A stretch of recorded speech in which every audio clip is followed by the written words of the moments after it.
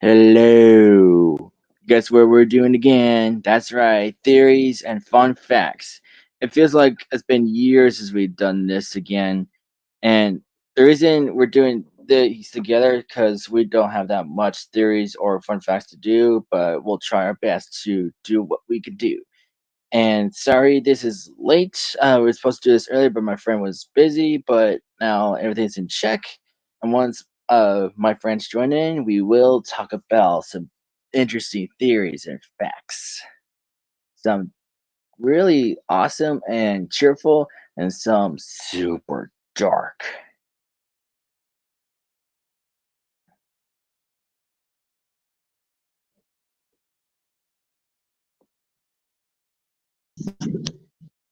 Hello, everybody. I am Blitzmo Extravaganza. How you doing? That was pretty awesome.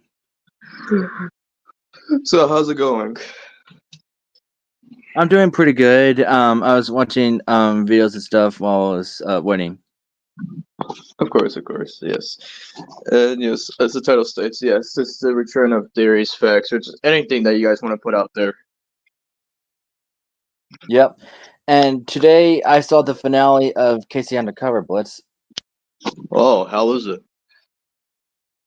It was actually really good, and I wasn't expecting. I know you haven't seen the full series, but there's a character named Agent Johnson. As it turns out, in the finale, he was the bad guy. No, I've seen the finale. I know. Oh yeah, Yeah. okay, but yeah, I knew there was something I didn't like about Agent Johnson, but now there was a new reason why I don't like him because the fact that he's the main bad. So yeah, but yeah, I'm really excited for this. But I'll go ahead and put some. Um, did I put comments down to talk about the facts? I forgot how I did this. Okay, so chatter comments. You go to comments. It says post a comment. Do you see that on your screen?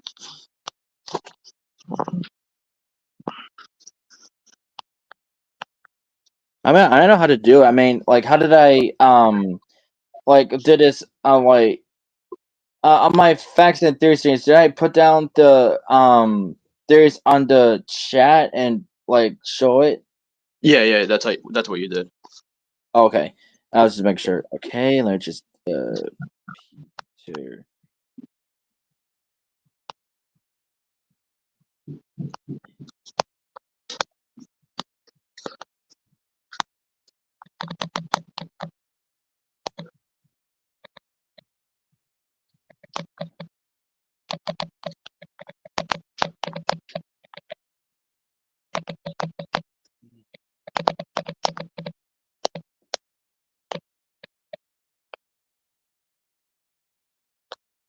Oh, okay. All right, yeah, go ahead first. Oh, that's a good one. Okay. Yes, the reason I put down Peter's an angel because I have it right here.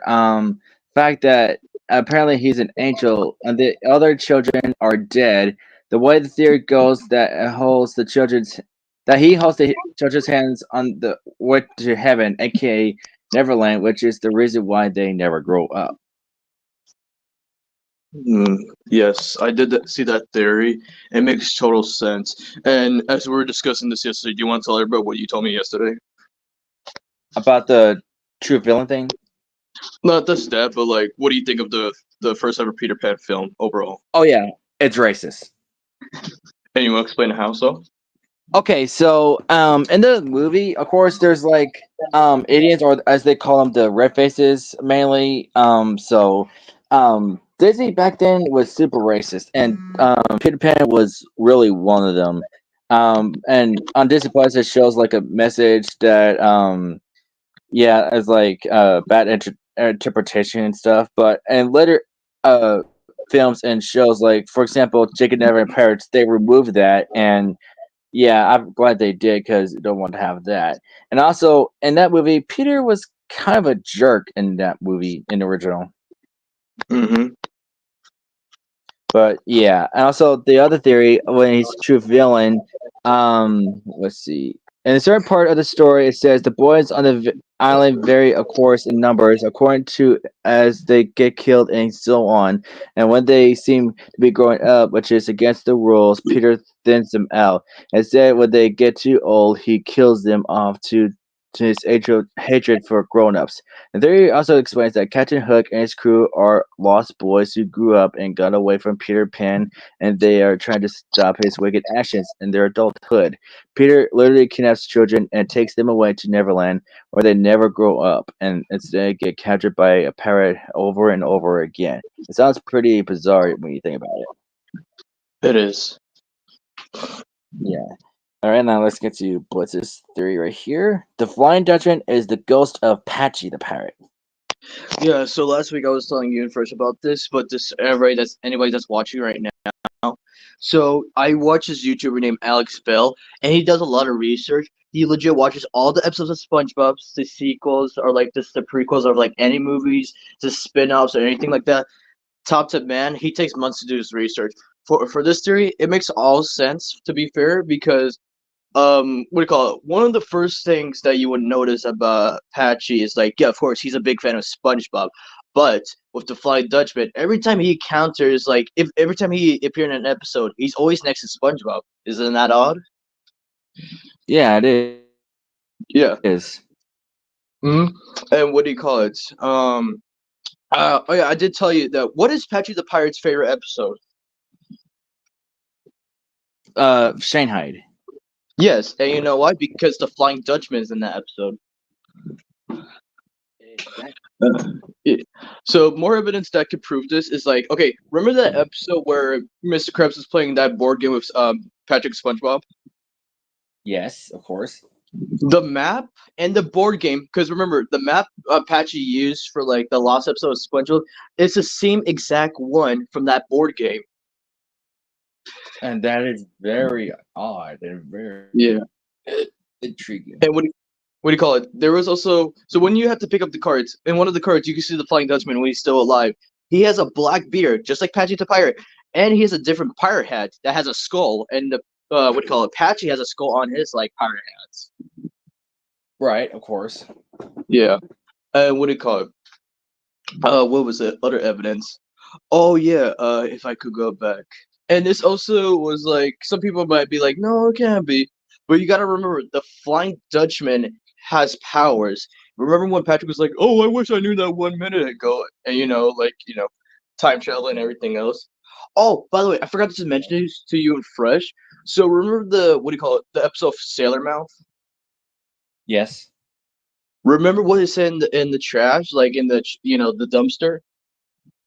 Um. Patchy was here. Oh. So how is Patchy able to do that unless, of course, he is the ghost of the Flying Dutchman? Also, what do you call it? In the episode where the Curse of Bikini Bottom. Oh, what's this? Okay, yeah, the Curse of the Bikini Bottom, where they shaved off his beard and everything. If you look in his closet, he has a very similar handcuffs to like Patchy's one and everything else. And remember, he said it takes 1,000 years to like grow his beard back, but it only took a few months, as showed in the next card and everything. So it's like Right. he's time traveling because in an early episode he was crashing at Sponge's house and he's having a party, and it was revealed that he's married. Time travel wise, because remember, the only time we see him date or like mention anybody like a girlfriend is like that sea monster. Of course. Yes. And that special with Johnny Depp, what do you call it? When it was Mr. Krabs stranded by himself, like in the waters, the Flying Dutchman did not recognize him. Although people were like, well, he has a beard and everything, but no, he would recognize him, especially in his first episode with the Flying Dutchman, like with saying "Yo, Gene" and everything. And yeah, Mhm. um, what else could I say? So in SpongeBob's Big Birthday Blowout, the last time we see Patchy in live action was there because, of course, him and Potty got shot into a cannon to the SpongeBob like island and everything. But in the present, it shows Patchy's head, just his head, and everything else. But ahead of time, like no, before times, in a Comic Con with Tom Kenny or like producers, what do you call it? They confirmed that SpongeBob and Patchy could never meet. So because remember, Patchy hallucinates. So what if he's hallucinating that? Right. That Yeah. actually makes sense. Hmm. So otherwise, okay. So this also gets a little bit dark because as like they're singing the birthday song, we go back to the island where it shows Potty's head on Patchy's body, theorizing that he died during that. Because and then you guys are probably asking, but wait, this isn't the Flying Dutchman hate SpongeBob at the time? Yes, but remember in the last episode where Patchy got so mad at SpongeBob? Yeah, because that what episode he saw. Yeah. And because remember, now in newer episodes, they don't show live action Patchy and Potty anymore. Now they're animated characters that are paid actors. That is just weird on so many levels. Yeah. And then you guys are probably asking, wait, what happened to Potty? Okay, so I showed Fresh and Christian this from the Camp Coral show of SpongeBob. And in one of the episodes, it was like episode 13, where no, not Patchy, sorry. Well, technically the same person. The Flying Dutchman was on a ship, and he's cooking a parrot that looks like Potty. Wow, it's just crazy to think about. It is. And that was the Flying Dutchman theory. Yep. And now explain this one. Okay, so this is really sad. So the movie, if anybody's seen it, I did not see it because I don't choose to see it. I'm not being a jerk or anything. It's because I don't want to cry during this. All Dogs Go to Heaven. I heard this movie's like really good but really emotional at the same time, especially in real life because Burt Reynolds, who was the voice of Charlie, he had to redo his lines 60 times because he was actually crying during it because what do you call it? The actor, what was it? If I could find her name, it was Judith Barsley. Yeah, she was in the film. She voiced the little girl, and sadly, in real life, she got murdered by her dad. So Yeah, when Bert I heard, heard that like he was drunk, and I think you told me that also did it out of jealousy. I don't think he was. Maybe he was, but yeah, jealousy because while Judith was a full time child star, her dad was failing at his job. He got so jealous that he first murdered her, then his wife, and then murdered himself, like basically like that. Yeah, And but man, and the fact that it's a good thing that they recorded the lines beforehand, so that way they don't like cancel production or whatever. yeah, and the little girl's name was Anne Marie, and other than Anne Marie, Judith was also known for like The Land Before Time, where she played the character Ducky. Mm-hmm. Yep. Hey Joseph, and yes, rest in peace, Burt Reynolds. Yes, rest in peace. Not just to Burt Reynolds, but to like anybody that worked on the movie. Like again, I just don't want to cry during the film because knowing what happened in real life and everything else. I don't really blame Burt Reynolds because we're doing his lines over and over like 60 times. That was the record, so I was like, I don't really blame him.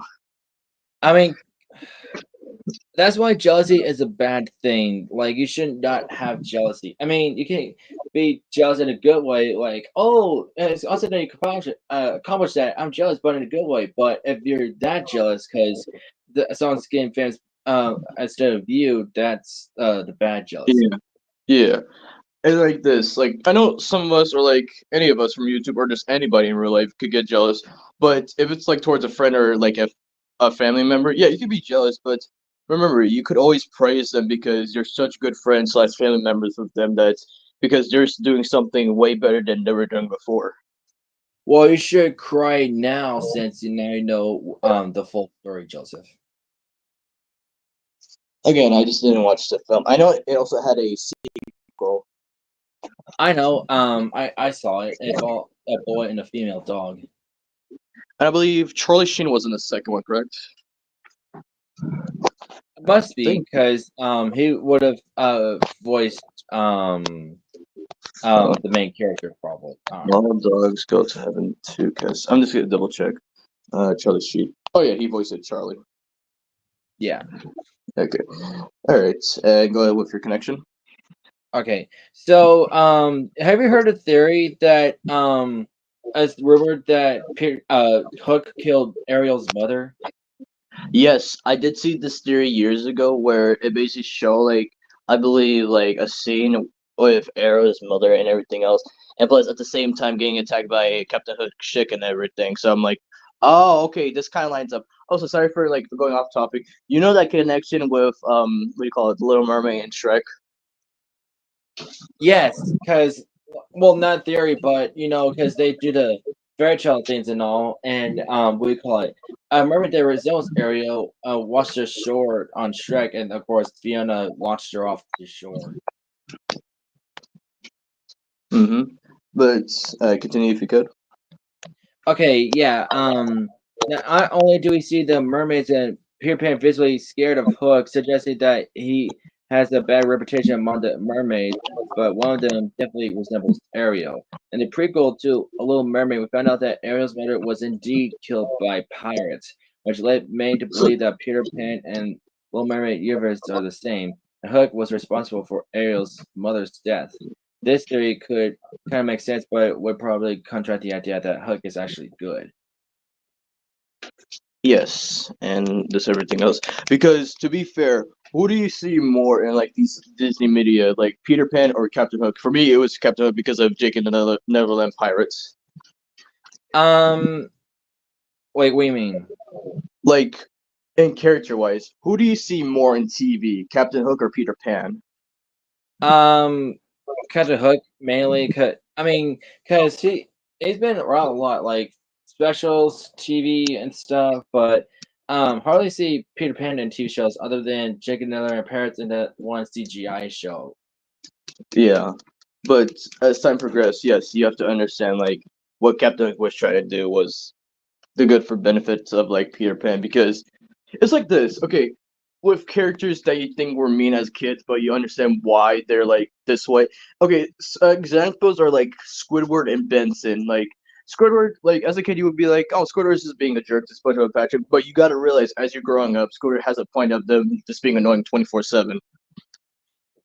Yeah, And then with Benson, just him saying fired a lot, and as a kid, you would be like, "Oh, Benson's just being mean from a like regular show," but you got to realize that Benson's just trying to be a good boss, which he is, better boss than Mr. Krabs, and because in real life, Mordecai and Rigby are really slackers because they barely get their job done. But again, like you got to see like these characters you see as a kid, they're like mean. You got to realize as you're growing up, you can relate to them. yeah, of course. Hmm. Okay, so Sven's mother from Frozen. Uh, according to here, that and Frozen, Kristoff's coat is made from fur, and if you look closer at the pics, the fur part seems to be reindeer. I don't think it can be wolf because the pelt is too big. They continue highlight how awkward this would be. Kristoff's best friend being a reindeer, but while he's wearing a reindeer pelt, but if you think about it, it could make sense. The ice harvesters would have killed Sven's mother and left baby Sven for Kristoff to take care of, giving Kristoff a pelt to wear too. The Redditor also suggests that the smell of Kristoff and his pelt reminds Sven of his mother. Hmm. I heard about this, and yeah, it's really dark as you like think about it. Yeah. Also, half of the voice actors of Power Rangers were in Lord of the Rings. Yes, I told you this before, Christian, but I'll tell everybody else. So, me personally, I never watched any of like the Lord of the Ring movies here and there. I see posters, clips, everything. I know about the cast. Um, I just mostly know a bit of it. Again, for the characters, and mostly because of Golem and everything else. So, as I was, growing up and watch interviews with these Power Ranger voice actors, they always mention about Lord of the Rings, or I just check their work in IMDb, and I'm like, oh, that's pretty cool because the Lord of the Ring movies were filmed in New Zealand, and that's where half the Power Ranger voice actors live. Hmm. Interesting. Hmm. Kevin Michael Richardson's Joker story. So of course we know that Kevin Mickelson played the Joker in The Batman from 2004, um, because they were going for a new approach and everything. And what do you call it? From what I heard, is like, okay, so they didn't bring up Mark Hamill again just because of new cast and everything else. Kevin was kind of angry that they didn't bring back Mark for like Joker and everything, and just all that anger because when they were doing the first recording for Joker, all that anger that he had inside of him, and then the voice that came out was the result of his Joker. Well, I think he still did a pretty good job. I'm glad he still was his Joker, even though he was upset with that. Yes, that is true that they didn't get Mark Hamill to voice. But here's the thing, though. They're going with different directions, like new voice actors and stuff. And Yeah. I mean, what? Plus, Mark Hamill did come back later on, so it is a plus. Yes. So yeah, all he was just like was praising Mark Hamill because the best Joker and everything, but to give it to Kevin because he's the first African American actor to play Joker for voice animation. So Yeah. and another good point would be like ahead of time because Mark Hamill has said this when he used to play the Joker. If Kevin's not playing Batman, he's not playing Joker. Right. Yeah, Because that's how connected they are. yeah, and because technically, because they record their lines ahead of time, that it was like the Crisis on Earth, like the movies or like just anything like that. That was like the last times they would play Batman Joker together. Hmm. Also, Hmm? Monster Inc. and Brave. The reason I put this in because there's a theory that the witch from Brave is Boo from Monsters Inc. And I the know about reason that, this. yeah, go ahead. Oh no, I was gonna say like I know about this because even though I watched Brave like two times, I believe, because that old lady, which she has like a carving that looks like Sully, correct?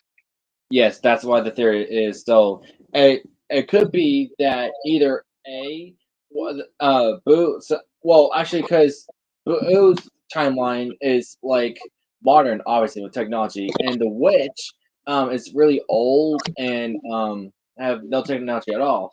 So that would mean that she time traveled to like that uh, time, obviously, or okay, this is gonna be weird for me theorizing that um that even though they're supposed to be connected, maybe that witch, I don't know. Wait, how am I gonna put this? I don't know. They may not be the same person, or somehow I don't know. Hmm. Hmm. But you gotta remember, Christian, because there have been many theories and just like videos. Even I saw this like from Alex Bell because he did his own multiverse like theory for like picture how all this is connected, which is not wrong because you see Easter eggs, characters, and resembling like any references to next movie, so it's all connected in one way. Hmm. Maybe, but hmm. Well, I wish they could, well, elaborate more of that. But Yeah, I mean, of course, they like do that to like as Easter eggs and stuff, and they also put the bits of planet trucks, so she yeah. could be a time traveler. Who knows? I just want to debunk this with the time traveler thing with Boo, because remember like in Monsters Inc. we see her room. She has toys and stuff and like a bedroom and everything. For Brave, that's like many years before like the timeline of Monsters Inc. Because they don't have technology, they don't have nothing, they don't have like anything that's in Monsters Inc. related. So like I kind of debunked that Boo is that witch. Mm. Yeah, who knows? But is Moana dead? So this is an interesting theory. Moana is actually dead. If you cast your mind back to the beginning of the film, when Moana intentionally sets sail on her journey to Tafiti, she sails into a huge storm, which she awakes as she and we realize that she's drifted to the very island that Maui's been stranded on. Here's where the theory comes in. The credit writer, some for conjuring up the hottest takes, they hypothesize that Moana died during a storm. They suggest that Moana is transported to the magical world where Tafiti, the land of the monsters, and her grandparents' spirit all lies. From this moment on, the only things that Moana interacts are demigods and monsters.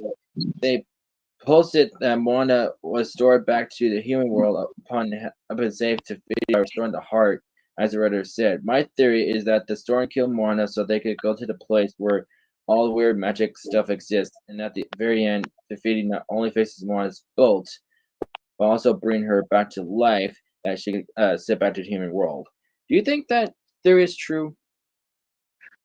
Perhaps because I know about this theory, so I kind of question it here and there, but it might be true. We don't know. Hmm. The Nickelodeon DS shows theory. And you could probably guess what the DS stands for. Yeah, yeah. Dual screen. No, no. Oh, Yeah, never yeah, mind. yeah, yeah, yeah, I got it. yeah. So we all know about DS's Nickelodeon shows like, yeah, of course, Drake and Josh, of course, iCarly, Victorious, or just anything like that. Um, it's connected in one way, but it kind of debunks some stuff because, okay, the first thing we do realize here is like, okay, the show Drake and Josh, of course, it both has like Jerry Trainer and Miranda Cosgrove, and then years later they would make iCarly and everything else. But what do you call it? And like one of the final episodes of Drake and Josh, so you know the movie theater that Josh works at, correct? Right. So outside, they kind of like hinted about the next show, saying Carly is coming in like one of the posters or like the signs and everything. So, what do you call it? Of course, now that like because this also goes to the theory of like how Crazy Steve basically killed Drake and Josh and like kidnapped Megan and brainwashed her and everything else. Um, because this makes me wonder like how they're able to pay for that big like apartment they live in. Hmm. Yeah, I mean I know Spencer has like on and off jobs, but then again their dad does work for like the Marines and everything, so probably getting the income from him. But what do you call it? There was this one episode of Victorious that kind of questioned everything because Kat was saying a scene from Drake and Josh and everything, and we call it Tori was like, "That's a TV show." There, but you gotta remember, you know the character Helen from Drake and Josh, correct? Is she the black lady? Mm-hmm. Okay. Because remember, Helen's the same Helen from Drake and Josh that came to Victorious, because she did explain how she used to work at a movie theater and everything else. So Hmm. that kind of like gets confusing because Helen is from Drake and Josh, but they say Drake and Josh is a TV show from where they're at. And of course, there's that Uh-huh. crossover with Victorious and iCarly. Party with Victorious and everything. Now, Right. people question. Oh, sorry. Go ahead. I said right, right. I was agreeing. Yeah. So people were questioning about this too. Like, how come Sam and Kat did not recognize each other from like the party? Because years later they would become roommates. Who knows? Yeah. And what do you call it? Ooh. Of course, if you ever watch Game Shakers, they had an episode all dedicated to iCarly. Did they Uh, now? yes, because they were just watching a marathon iCarly, and Baby Kenzie, the main characters, they were debating like who did Freddie like more, Carly or Sam. So, what do you call it?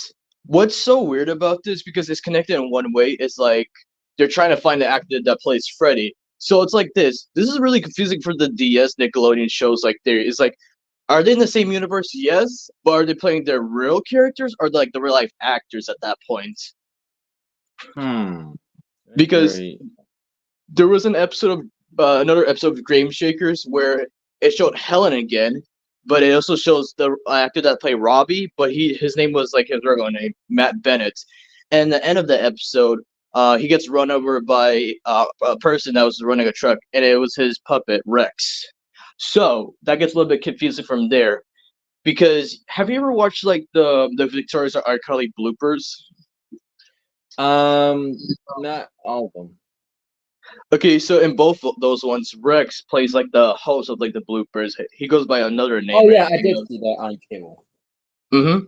So this kind of like debunks like either if you're in the same universe, that's playing characters or anything. It's a little bit confusing here and there as well because I do believe like DS, yeah, he did create Kellen Mitchell, yes, because Kellen Mitchell would later go work on Game Shakers.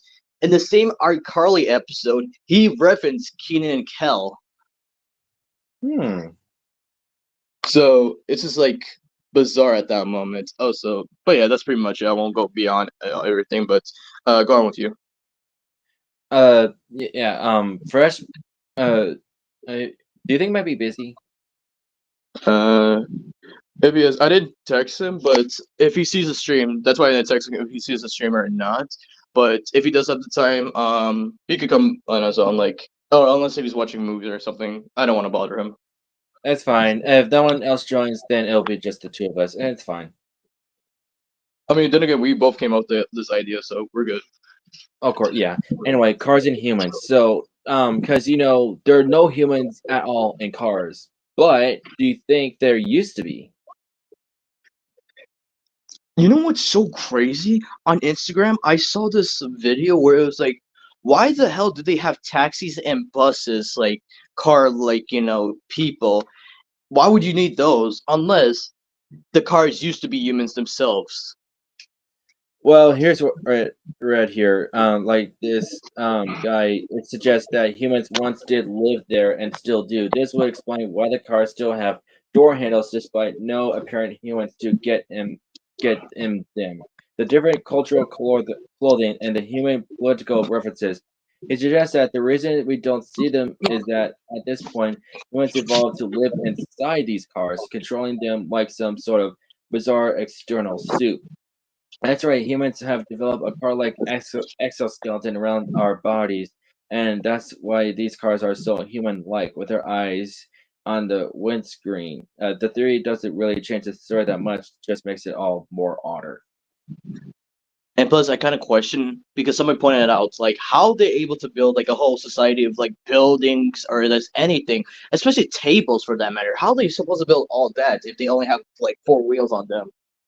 And there, of course, forklifts. They do most of the jobs, like Guido does the tires. There's also waiters and stuff. So who knows? Yeah, but then again, I did see this other theory about cars that it's a post-apocalypse like thing where like the humans that used to live in their cars fuse with them. Ooh, wow. Yeah. The wild thornberries theory, So I know you haven't seen much of the show, correct? of course. So because with the wild thornberries, so like the main character, Eliza Thornberry, she's able to talk to any animal. Yes. What do you call it? Because I just saw this. There's a theory that she might be schizo. Who? Oh, okay. So Eliza Thornberry, the girl with the glasses, Yes. she's able to talk to any animals in the show, but the theory goes she might be schizophrenic. How do you mean? Okay, in the Wild Thornberries follow the wacky hijinks of like the British nature, Nigel Thornberry and his family. What do you call it? What do you call it? Somebody was explaining how it's especially that Eliza has schizo and depression, and for this reason is unable to lead a normal life in society. What do you call it? Eliza's family is aware of her condition, and rather than speak to her about her hallucinations, basically about how she's talking about certain animals. Mm-hmm. So So yeah. that is wow. I would have never thought about that, and because I don't hear about schizophrenia all that much. Wasn't there also schizo with Winnie the Pooh? I believe there was a theory about that, I or like can't some. remember, but I remember talking about like Winnie the Pooh has like real life disorders in one of the streams. So, Hmm. all right, next one: Calhoun's wedding disaster and murder. Okay, so let me explain this. Of course, in the film, Starbucks become what they eat, right? Hmm. And there's a flashback where her husband was eaten by a cybug and she shoots at it, right? Yes. But it gets darker. Wait for it. What if she didn't kill the cybug, but she also killed her husband? That's why her backstory is still tragic. Wow. Yeah, you ever thought about that? Not until now. Damn. Yeah, I mean, like, of course, it would make sense that the husband would have died from the cybug if she shot at it. But since what she said about uh the bugs coming what they eat, and what if like off screen it transformed to her husband and she had no choice to shoot her husband slash the cybug? Uh, wow. Is Rex from Victorious a puppet and alive? Oh, sorry. I meant to put or alive because a few weeks ago I saw this video because we all know about Robbie's puppet Rex and how he's just make jokes about Robbie in every way. So the theory goes that because Matt Bennett, plays Robbie, he actually took puppeteer classes and everything to like play the role for like Robbie and just like to mouth Rex because of course Rex has another voice actor. Yeah, I know the guy. He was in Drake and Josh, and he was also in Henry Danger, who voiced Rex. Are you familiar with a character named Invisible Brad? Oh, yeah, of course. And I actually saw the episode where he actually came human again, and boy, is he messed up. Yeah, so that was just like the same actor. But going back to this, okay, because in certain episodes where that yeah, he's being controlled by Robbie and anything like that. What do you call it? In certain episodes, Rex is by himself. Like I remember this one clip that this guy mentioned that Rex and Robbie were playing hide and seek, and Rex was hiding in Tori's book bag without her knowing, and he sneezes. But wait, Robbie's not controlling him. Oh, Yeah. And what do you call it? There was another episode where what do you call it? Rex went to this party with these girls from Northwich without Robbie. So again, how did you get there without Robbie? very And odd. yeah, because okay, there is this episode, if you watched it or not, where Robbie was having nightmares about Rex taking over him, basically, and he was talking to the counselor, and he was like, suggesting like, you had to stand up for yourself and everything. But ever since Robbie actually had the confidence to say something to like Rex started to like disappear in the later seasons of like Victorious. Not like completely gone, but he would not appear in like certain episodes. Wow. Yeah, Ooh. Hmm. and plus, again, I oh sorry, BRB for a sec.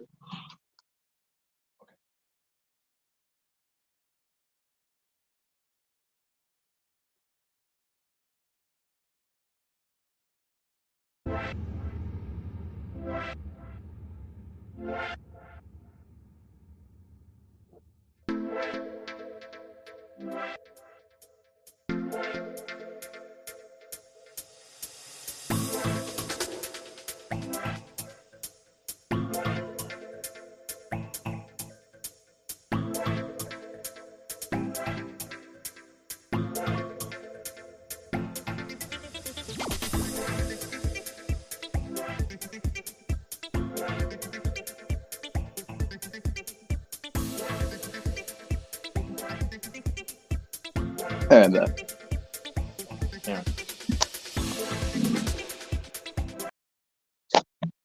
Rory. all right, so just going back to this theory with Rex.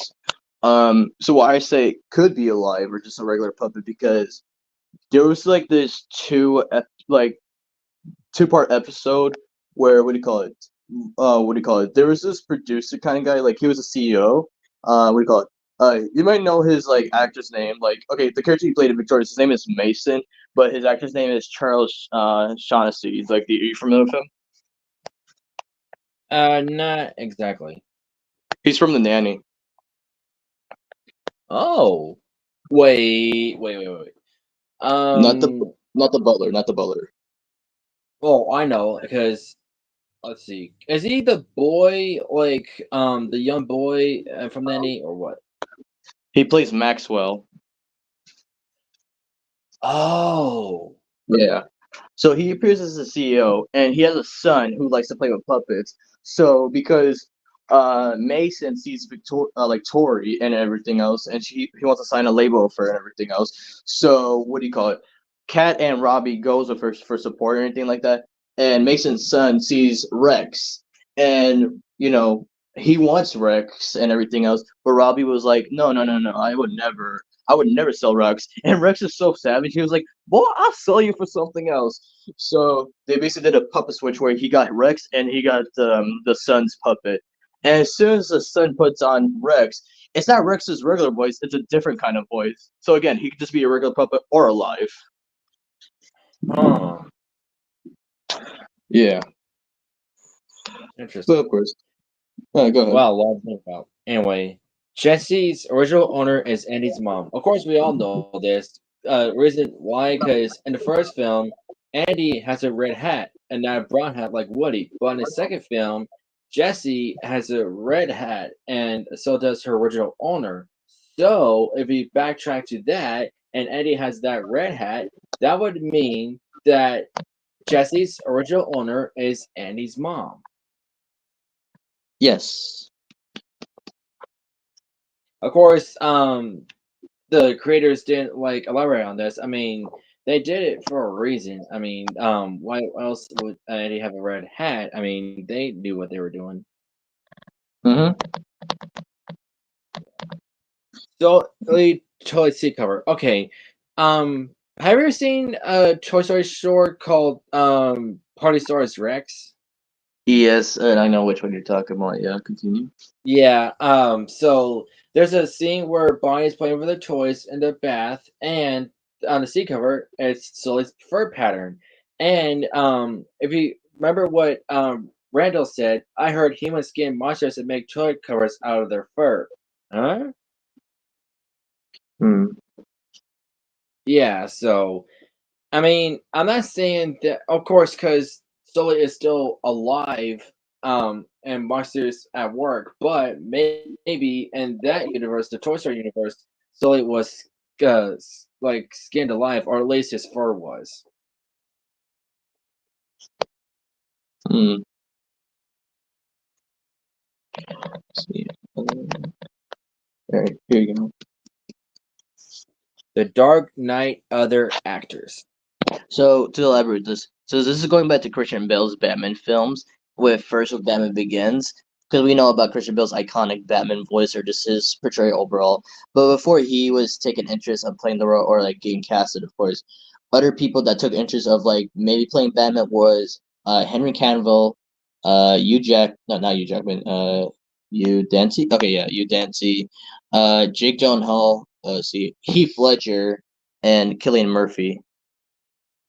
So yeah, um, it's funny because Heath Ledger auditioned for what do you call it, Batman, but again, got Joker later on. And Killian Murphy, he actually did a screen test of playing Batman, but later got cast as Scarecrow from the films. Ooh. Yeah, so again, it's a win-win-win. Also, what do you call it? With Michael Caine's like Alfred, what do you call it? What do you call it? Before he offered to Michael Caine, Anthony Hopkins, who you may know as Odin from the MCU, he was offered the role, but he declined. Oh. Yeah, and this and okay, yeah, with Gary Oldman as James Gordon. What do you call it? Before he took on the role, what do you call it? Are you familiar with an actor named Chris Cooper? That name sounds familiar, but remember who he is. Okay, so he played Norman Osborn from what do you call it, the Amazing Spider-Man films from Andrew Garfield. But you know, may know him from the Muppets 2011 movie where he plays that CEO guy. I did not realize that. Yeah, so like there was a lot to like go on with the casting and everything, but it's good to know like who were the original choices before you choose a real actor. That's an interesting fact. It kind of reminds me with the original choices of like Woody and Buzz. It was supposed to be like I believe no, not Billy Crystal. He only did a test for that. Who was it? I was trying to think of. It was I believe what was his name? Paul Newman and Jim Carrey. Yeah. Hmm. Interesting. Yeah. Interesting. Hyena researchers sued Disney. So I did that aside, but I put in fun facts about Disney. I clicked one that says this. A hyena, yeah. One biologist felt so strongly about the portrayal of hyenas in Lion King, they sued Disney Studios for. Oh wait. Oh. Okay. Shoot. I hate when they don't finish the things. But I guess one point researcher as Disney, I guess they didn't like how the hyenas were portrayed and stuff. I mean, realistically, because I'm not an expert, but I'm seeing like documentary shows or anything like that. Hyenas do laugh like that. Like Ed, for example, he does laugh like that, and just them being wild and everything. And What the one thing I learned from like Disney or like somebody told me about this on YouTube was like hyenas do not eat lions, of course. Lions eat each other. Yeah, so they just did that to like kill Scar somehow, but that's probably one reason. No, and to be fair, I'm gonna say this because of course we all know this. The hyena chasing that took many years to animate. Really? Yeah, really, like because you're animated like 100 or like how many hyenas and it's doing like multiple pages because of course remember this is back in the day where you did hand drawn, which I like. I like when it used to be like hand drawn, like everything. That was so classic.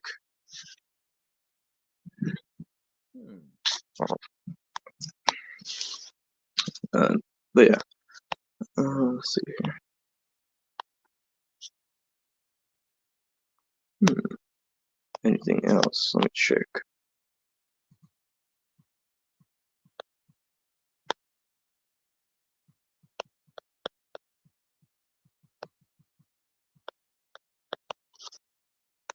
Let's see.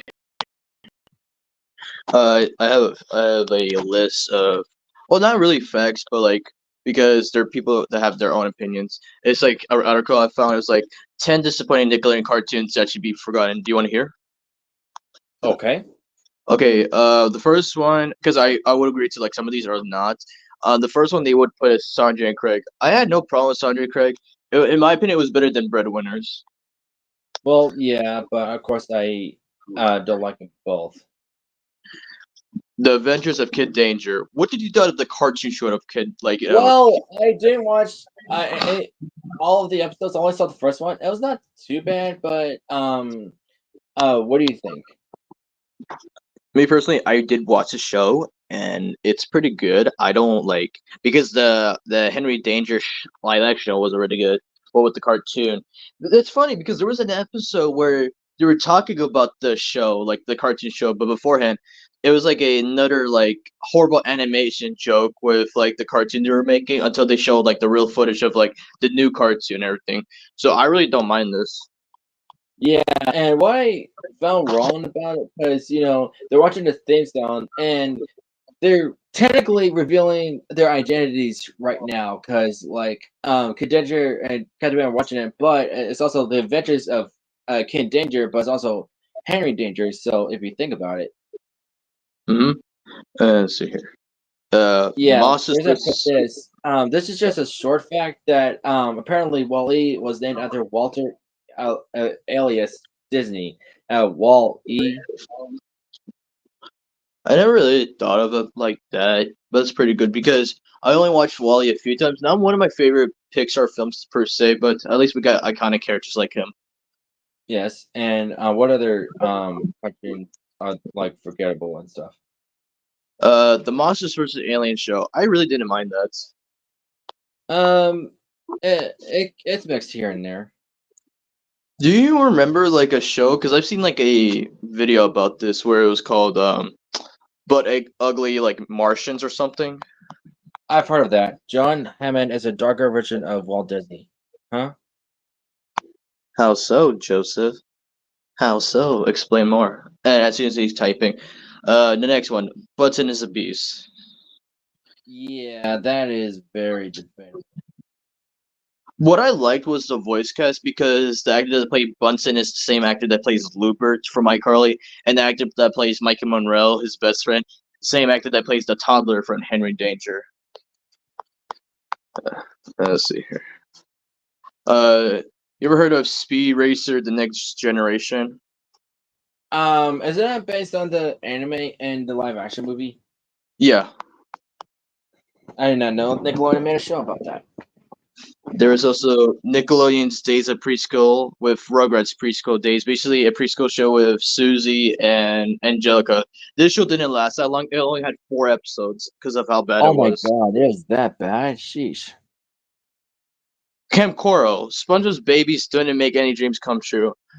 I mean, I can't say anything about Camp Coral because I only watched it a little bit. I won't say it's bad or good, but again, I don't think it's because the thing is when you're making a show based on like like a baby show, like Muppet Babies or just anything like that. You're trying to like send that for example for like a younger audience, of course. Hmm. Of course, Yeah. continue. Let's see here. Planet Sheen. Well, yeah, I did enjoy it a little bit, but I know that you don't like it either. No, the thing is, when I was a kid, I did like it, but as time, because they did say it was like a weird spin-off, because this is one of the reasons why I hate the show per se, because what do you call it? There was supposed to be an episode where Jimmy and his friends were questioning where Sheen was the whole time, and they actually go to that planet where Sheen was in that alien planet and rescue him, but they cancel, of course, ahead of time. Right. Yeah. My apologies to say that I saw it on Villains Wiki saying that the character from the novel is like an evil Disney. Okay. And let's see here. I I will half agree on this and half not. The Fairy Odd Parents. I disagree 100%. Later seasons, yes. Yeah, I do too. That's about it. But go on. Okay. GameCube is not a cube. GameCube is a hit or miss console for Nintendo. Nintendo, as one of the best game companies, sold over 21 million units of it. It was well received among players for its high quality games and extraordinary library of different titles. An interactive controller, but it was also heavily criticized for its exterior design and lack of multimedia features. Speaking of exterior design, albeit the name suggests it's not actually a cube, the console's dimensions are 5.9 times 6.3 times 4.3 inches, which makes it a rectangular prism. If we wanted to be fair, game rectangular prism doesn't sound good at all, and Nintendo gets a pass for calling the console GameCube. Huh. Oh, dang. Never thought of it I like don't. that. Damn. Me neither. Huh.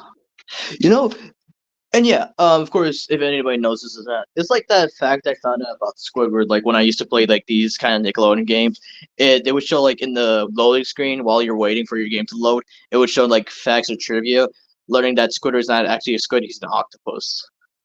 Hmm. Oh, speaking of which, mind bringing the fact about Squidward? The Squidward and Squilliam theory. Yep. Yeah, in 1 second, just had to grab my charger and then I'll explain. All right, got it.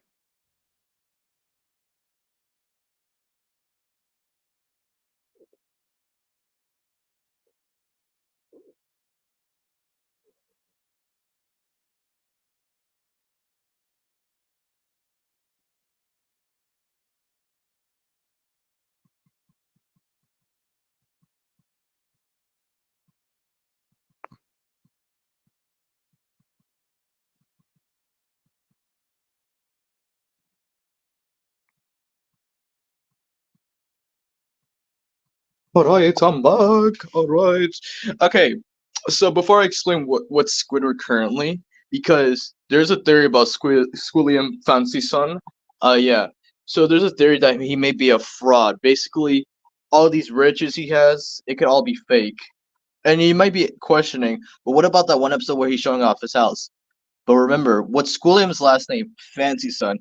So how do we not know he comes from a rich family and he's using his parents' house? That could be really interesting. And also, they haven't brought in Squilliam in the newer seasons, so what has he been doing? Hmm.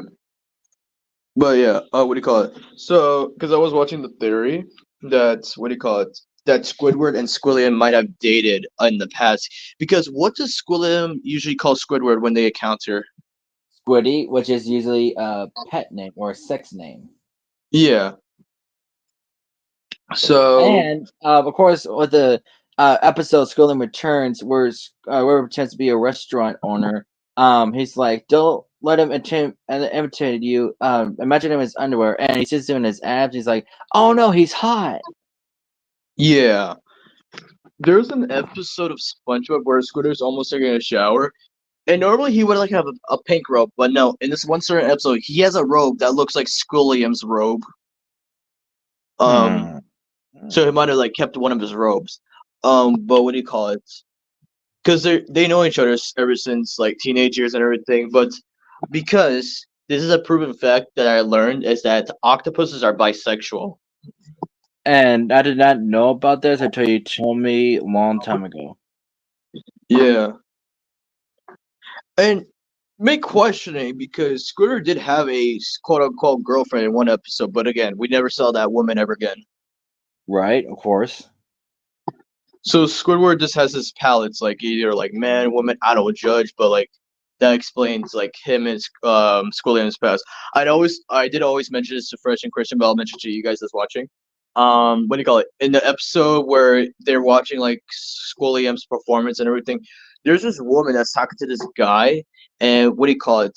There's something that caught me off guard. Well, the guy who says that she was like, what kind of person would go to their enemies like music like thing?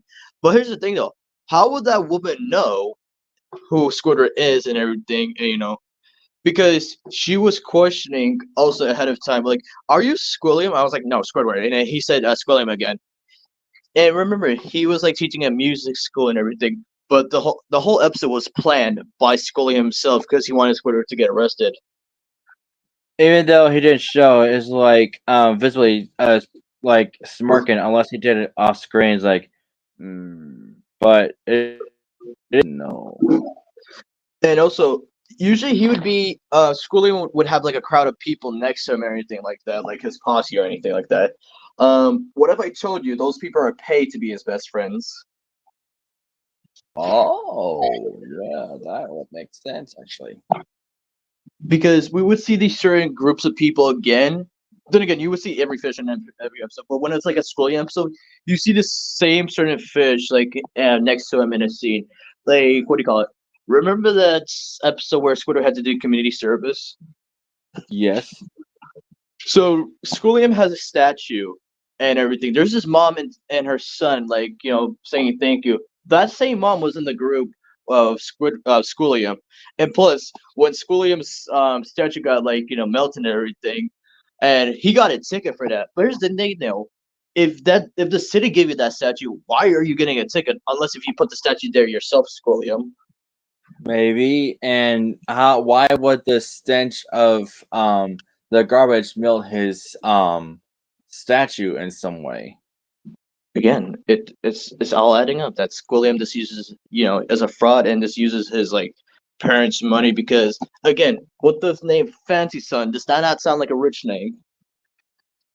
No, it doesn't. It sounds like Fancy Sun. So like your son's fancy, but he takes your money. Uh, of But course. moving on, Mario is Jumpman. Did you really expect a Nintendo list without an entry about mascot of video game industry Mario? His debut appearance was in Donkey Kong Tile. As the hero of the game, he had to jump and avoid obstacles and to save the Disney distress. But as strange as it sounds, it was the first time a video game character used the jump action ever. It is the reason many people used to know him as the Jump Man. Oh And if yeah. I remember, No, I was like agree with you. I heard about this before, but go on.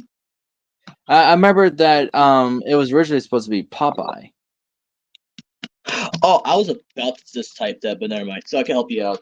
So what do you call it? Um, the original Jumpman game was supposed to be a Popeye game, but at the time Popeye was such a famous character that they couldn't use him for a certain game because it was supposed to be like in that situation with Pauline and Mario. It was going to be Olive Oil and of course Popeye. And instead of Donkey, it was supposed to be Bluto.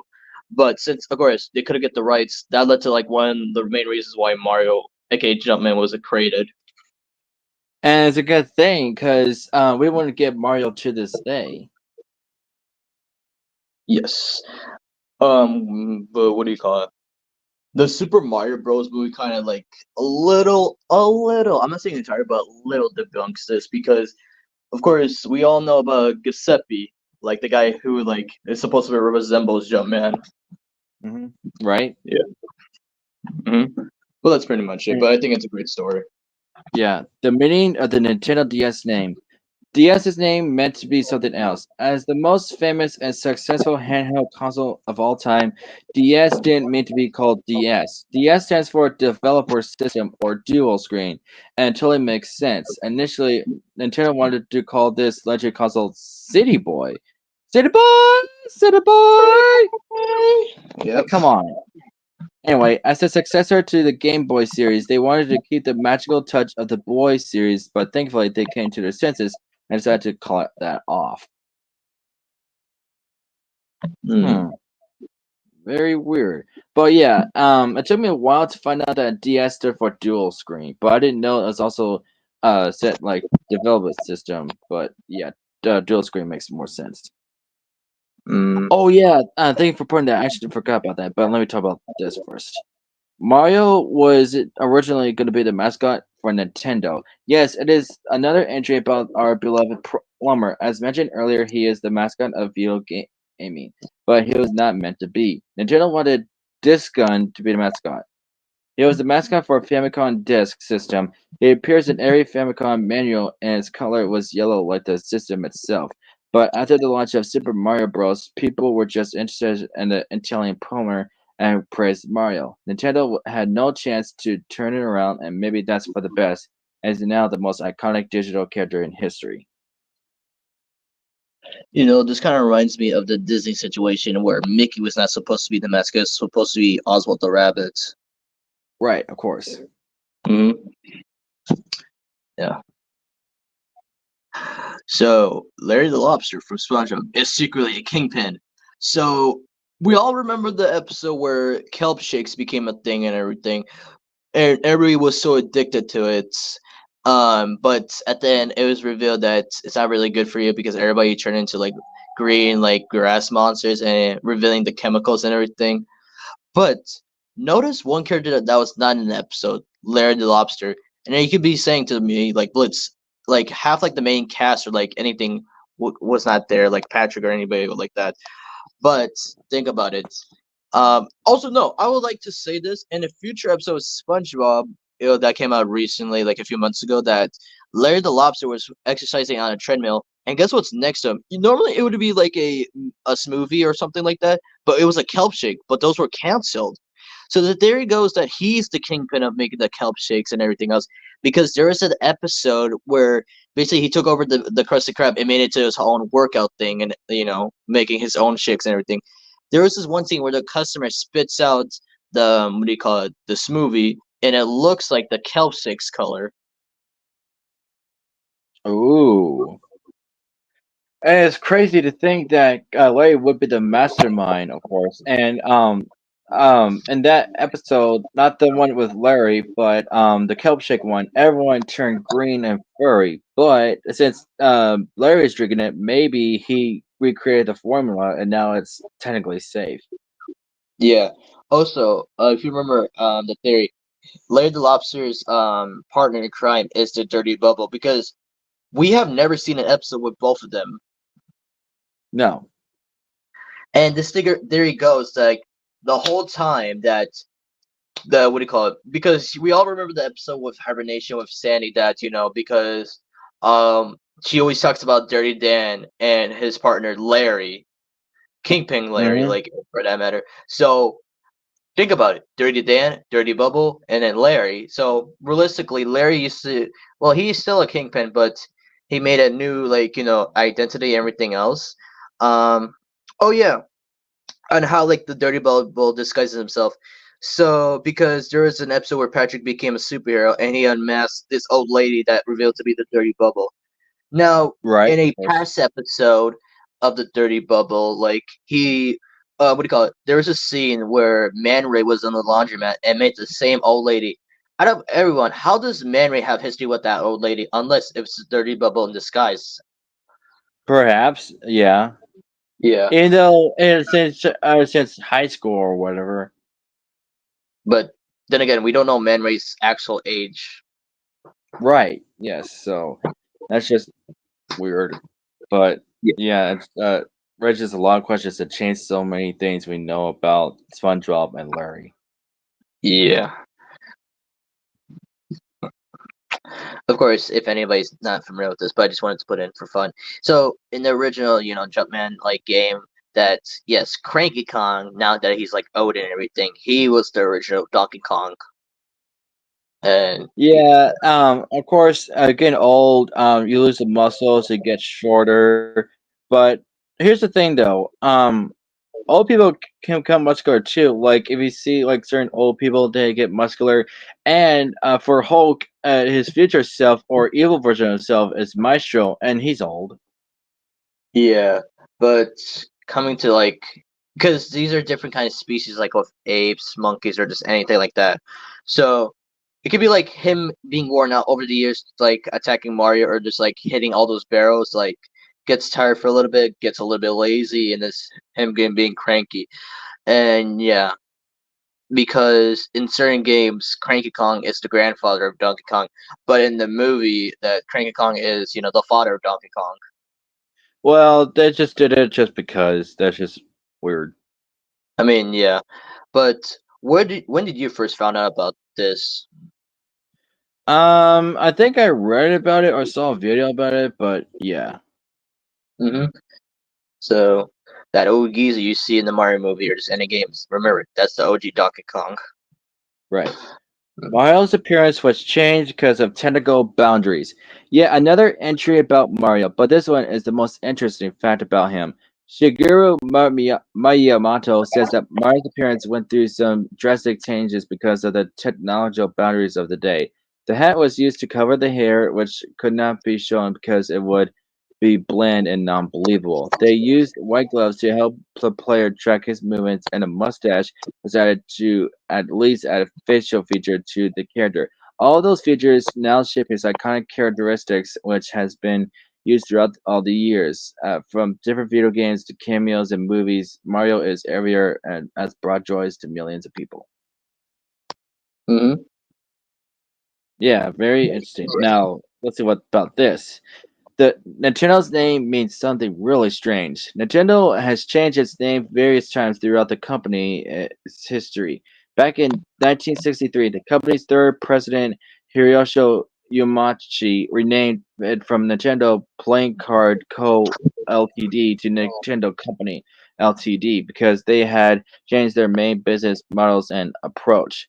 But as it is a Japanese company, the name gets its root from kanji characters Nin, Ten, and Do translate to leave luck to heaven, which sounds as poetic as it is strange. Wow. Yeah. Wow. Okay, let's do a couple more theories and facts if we can. Let's see. Oh, what we got? Lord Zed's origins. Ooh. So we all know about the first ever big bad villain in Power Rangers Mighty Morphin was Lord Zed. Now with Lord Zed, we all know what his design looks like, but you could question like why does he have no skin? Because we all know what he looks like, correct? So in the comics, it was revealed that what do you call it? His skin, what do you call it, got burned off while he was trying to grab a Zeo crystal but because of a protective force field and evil forces, his skin got burned off, and that's why he looks like what he is today. Oh my Lanta. Yeah. So that's the origins of Lord Zed and everything else. hmm Oh yeah, another fun fact. If anybody's watched recent Power Ranger shows with Hasbro, in the what do you call it? In Cosmic Fury, Fred Tersher voices them currently. Hmm. Yeah, yeah, that's Lord Zed. Let's see here. Anything else? Let me check. Oh. Okay.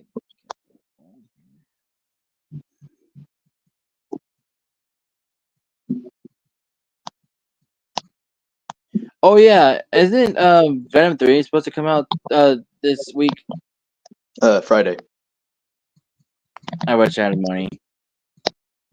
I mean, it's still on my list. The movies I'm still trying to see currently: Deadpool, Wolverine, and what do you call it? Transformers One. Oh, same here, bro. Same here. Yeah. Yes. Oh, glad you reminded me. I forgot about this. Yeah. So Back in the 90s, because that was around the time they created the character Venom, because originally Venom was not supposed to be a big villain because it was like a black suit with red, like, markings and everything. He was just supposed to be a Spider-Man suit, not a symbiote. But they changed it to like black and white and everything else. And of course, we know about like the two live-action actors, Topher Grace and Tom Hardy. But there was supposed to be a '90s Venom film because at the time Marvel would just give their rights to like any company, Sony, Fox, or just anything that would do anything good with these characters. So they went to the director of the Blade movies because he was doing some good CGI for the Blade movie for that moment for like Venom or Carnage because the story of that movie was like Carnage and what do you call it, Eddie were orphans together as kids, but of course we know about Cletus, like who's Carnage. He would burn down the hospital, like the mental hospital they were in. Wow. So yeah, and then more about this, like a little bit was like basically Eddie becomes like the good guy here, and like Cletus is like just trying to like kill everyone like from the hospital that he burned out, like the previous staff and everything, just like to like get revenge basically. Hmm. Yeah. But it'll be interesting to see. But I still like the Venom, of course, the live action, not the Sam Raimi's Venom. That one sucked. I prefer 2018 Venom. Yeah. And what do you call it? What was it? Oh yeah, it's the same Raimi films. I don't know how they were gonna pull this off because we all know in Spider-Man 3 that Eddie, aka Venom, died. Um, Right. So they wanted to make a spin-off movie where it was like I think it was like if he was destroyed but in another universe or the multiverse that he actually survives and it's just like a spin-off of him. And yeah. And in that spin-off movie or per se, I don't know all the oh yeah, going back to the '90s movies or no, I think no, it was the same one. So for the spin-off of Venom, so he basically gets like goes to a new city with this girl he meets and goes to San Francisco and kind of this is where he kind of meets his version of like Cletus Cassidy. Now, as I remember, this was not confirmed from the Venom spin-off, but there was a lot of villains suggested for the same Raimi films. One of them was Carnage, and the original plan was one of the actors that could have played Venom. No, not Venom. Carnage at the time was Jim Carrey. Hmm. Yeah, so, that's pretty much it. Okay, hang on a sec.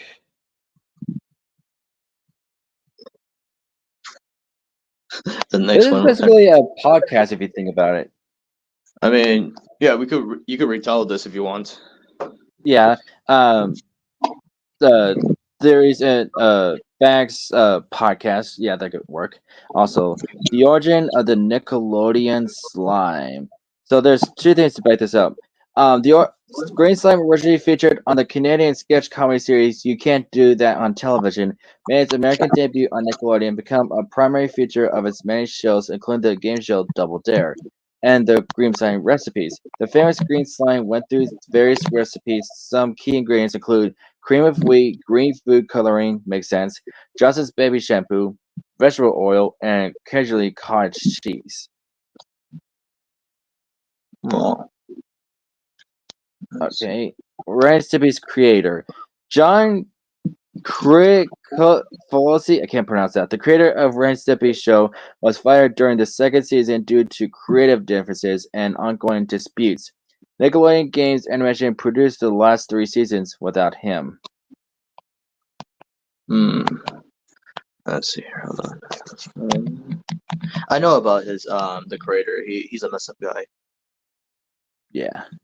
I'm trying to find out what character this one.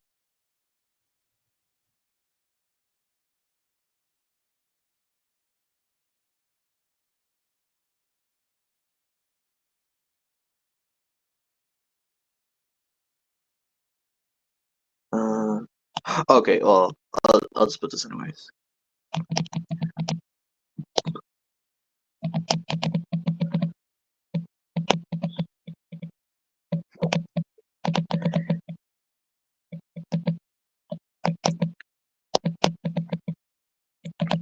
Uh, here you go.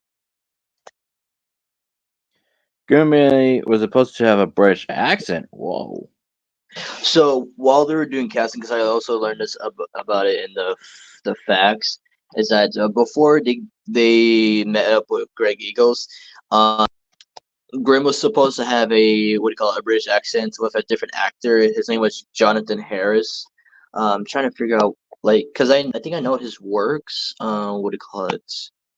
One of them was like the Bug's Life. I'm trying to remember what character he was playing. Oh wait, hold on.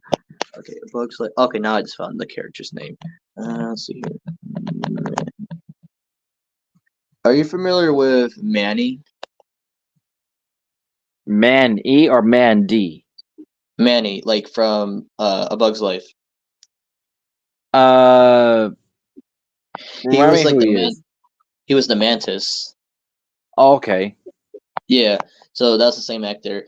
That was originally supposed to play Grim, but Greg Eagles came in and did the Jamaican accent for Grim, and that's hella funny actually.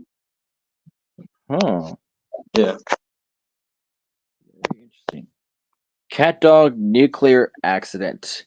The concept of cat dog is actually quite bizarre, even before any outrageous fans' theories are considered. Following the adventures of conjoined cross-species brothers, one a cat and the other a dog, this is a show that, based on its premiere alone, asks audience to leave logic behind. However, viewers are never going to give an explanation how these two ended up conjoined in the first place.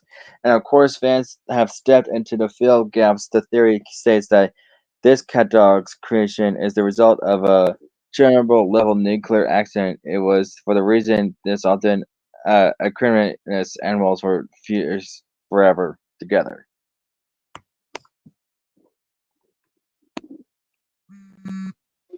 I'm still here. I'm just trying to find other theories. Okay. But do you agree with this? I do a little bit because I saw this theory earlier. But of course, this could get a little bit debunked because of the origins of Cat Dog's parents. Hmm.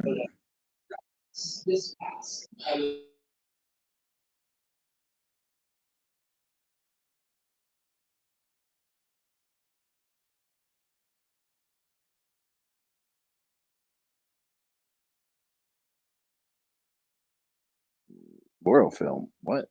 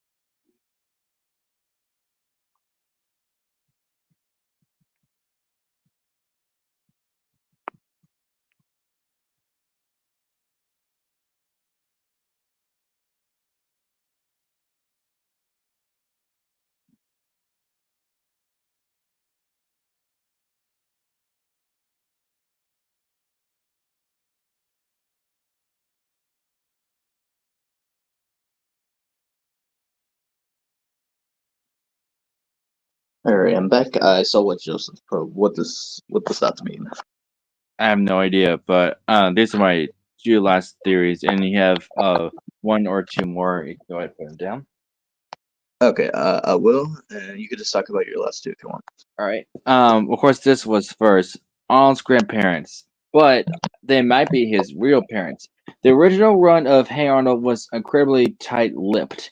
Then it came to revealing information about Arnold's parents, leading fans to speculate that perhaps his grandparents, Phil and Gertrude, were his biological parents. The theory states that Arnold's grandparents were mentally unstable and told him his parents died in a plane crash, but they had him at an advanced age. which meant he was born with hydrocephalus. I don't know what that means. I can't pronounce that. A condition that caused his football-shaped head. Questions from fans eventually led to the season 5 episode Parents' Day, which revealed his parents went on a humanitarian mission to the jungle and were never heard from again. Until the Jungle movie came out. Right? And did they show his parents?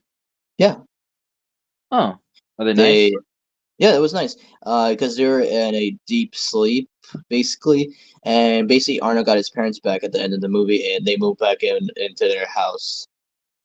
Oh, so that's basically the true finale. Yeah. Anyway, Ryan Stimpy animal abuse. So this is my last theory. I don't know how many bullets ask for his last ones. Anyway, Ryan Stimpy animal abuse. The Ryan Stimpy show has garnered its fair share of controversy for its dark and adult humor, shock value, and violence. However, this controversy has less to do with the production of the show and involves the characters themselves, who viewers have speculated may have been subjected to animal abuse. The series follows the emotionally unstable Chihuahua Ren and the dim-witted cat Stimpy. This theory posits that the duo's behavior reflects on abusive subtext and that there are aggressive, manipulative, and disturbing undertones within the show's content. Mm. That's very interesting to think about. Mhm. PB's voice actor from DC Superhero Pets wore a Wonder Woman costume. So yeah, what do you call it? So I told you this yesterday. So PB's voice actor, aka Vanessa Pryor, uh, even though she didn't play Wonder Woman herself, but during her voice sessions or like the voice recordings, she would wear the Wonder Woman cape or like a in her like crown, just like the fun for it. That is pretty awesome to do that. I wonder what the voice actor for Wonder Woman thought in the movie. Hmm. And I'm just gonna put my last one. Here. Here you go. All right, let's see what the last one is. Huey, Louie, and Dewey's original names. So in the DuckTales 2017 show, of course, you know about Donald's sister, correct? Right? I forget her name. Shoot. Della. I think it was Della, yeah. Uh, we call it because she was in space for a while. She gave the original names, not Huey, Louie, and Dewey. Their original names were supposed to be Jet, Turbo, and Rebel. Yeah, I saw that, and the one voiced by Rich was like, "I could have been Turbo," which is funny because there's a movie called Turbo, and he was in it, so that's kind of ironic. Yeah, but the problem was that she told the names, like the original names for these three, like to Donald. But again, nobody understand what Donald says Exactly. until he's voiced by Don Cheadle, where he has a deep ass voice at that point. Yeah, I also saw a clip that I think they found out about Dell being in space, like how come he didn't have money and stuff, and I think everyone got mad at him and like even that maid and Kimakuchi's character like left him alone. Oh, by the way, it's Webby. Oh, Webby, thank you. But Yeah. yeah, I have to watch DuckTales 2017 at one point to understand the like lore and stuff. I also heard that apparently Webby is the biological daughter of Scrooge McDuck. I think I did see something about that and read. Hold on, let me double check this case. The DuckTales father.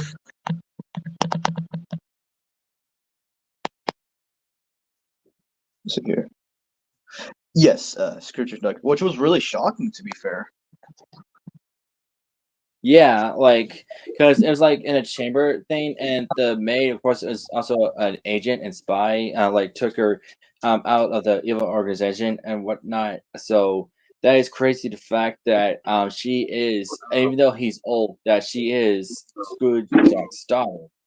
So that would mean that Webby is the cousin of Huey, Dewey, and Louie. To be fair, when I first heard about the original Ducktales, I thought Webby was like their sister. No, and that raises a lot of questions.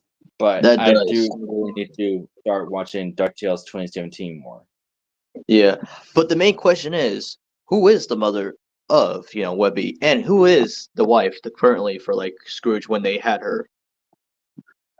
It could be that one character from a flashback that Alison Jenny played. I forget what the name was. Oh, I know who you're talking about. Yeah, yeah. But again, there's a lot of possibilities, of course. Yeah, who knows? But yeah, that's pretty much it. Even though no one else joined, that's okay. This was pretty late anyway, and I had fun talking with Blitz. Of course, yeah. We came out with this idea yesterday, and basically, yeah. And Joseph, if you're still here, thank you for at least commenting with us and everything else. And for anybody that's watching or just watching this later, we do enjoy your support and everything else. And we hope you have a God bless day. Yep, and I'll rename this podcast because this is technically a podcast. Yep, just talk about facts and everything else, and that's pretty much it. All right, well, let's go ahead and bring this back. I'll see you next time. And even though it's not Halloween yet, but happy early Halloween. Yep. All right, peace out. Bye.